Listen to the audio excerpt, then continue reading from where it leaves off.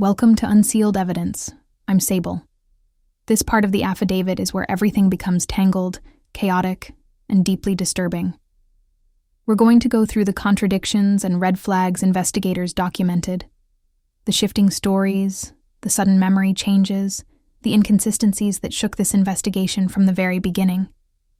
If you are unfamiliar with the Rebecca Park case, you can read a full case breakdown on my website, www.unsealedevidence.com. Let's unseal this.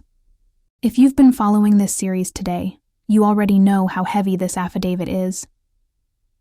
But this section, the contradictions and red flags investigators documented, is where everything becomes even more heartbreaking, confusing, and impossible to ignore.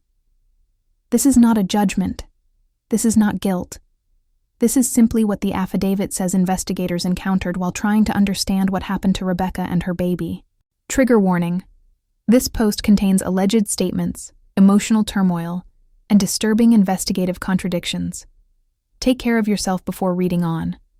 According to the affidavit, investigators say that from the very first interviews, both individuals gave statements that didn't match each other, or even themselves.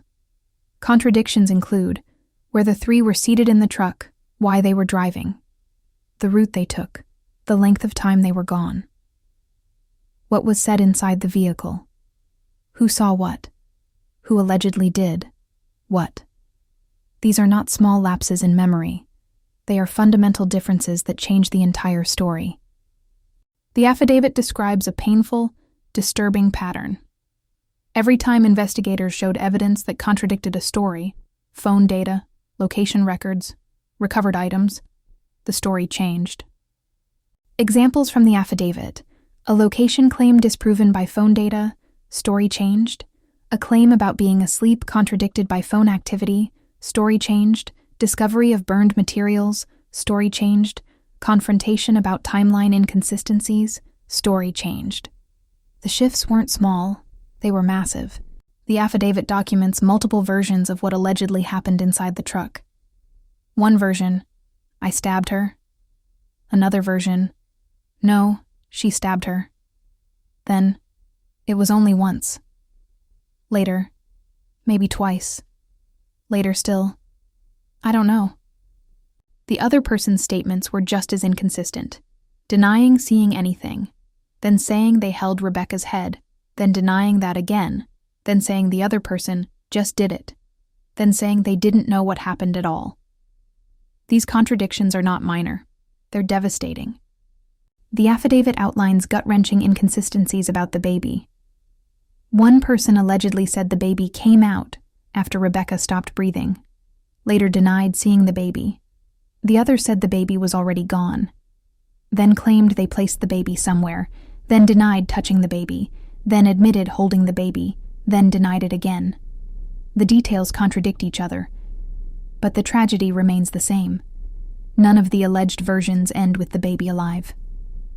Investigators noted conflicting statements about who cleaned the truck, contradictions about burning seat covers, different claims about where the knife was thrown, changing stories about who moved Rebecca, conflicting admissions about who handled the baby, inconsistent stories about whether CPR was attempted, contradictions about the lunch cooler's disappearance, different accounts of whether they talked afterward. Each interview seems to rewrite the last. This isn't just about inconsistent memory. This is the part of the affidavit where the truth becomes almost impossible to extract, and where the emotional weight becomes unbearable. Every contradiction, every sudden shift, every red flag is another blow to the truth Rebecca's family deserves.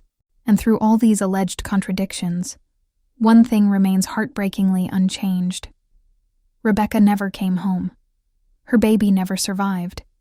And the truth of what happened is buried under layers of shifting stories. These are allegations documented in the affidavit, not proven facts. Nothing here establishes guilt.